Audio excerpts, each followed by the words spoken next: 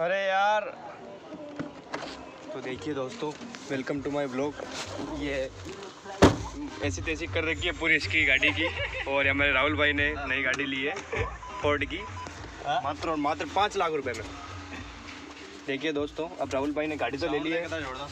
हाँ, साउंड देखिए, चारों तरफ फाटक में भी तो गाड़ी चलाना रे यार। बेस्ट पहले डल रहे थे या तुमने डलाया? बेस्ट ट्यूब तो उसने सामने वालों दियो फ्री में। अच्छा, 10,000 को तो निकाल लियो।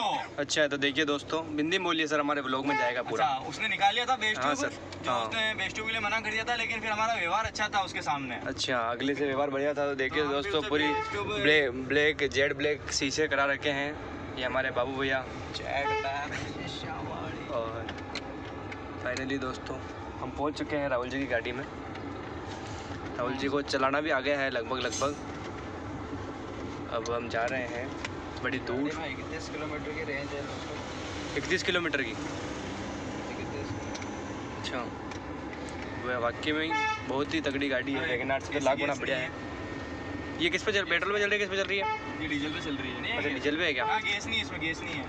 सही में एसी में नहीं है। चलो कि दोस्तों, एसी की तो गैस नहीं है, एसी की हवा तो मुश्किल ही खा पाएंगे। तो ठीक है दोस्तों, अब ये बाहर का कांच खोल के बाहर की देसी हवा ही खा लेते हैं हम। और ये फ़ोन आ रहा है दोस्तों, फुल टच स्क्रीन वगैरह सारी चीज़ें लगा रखी है।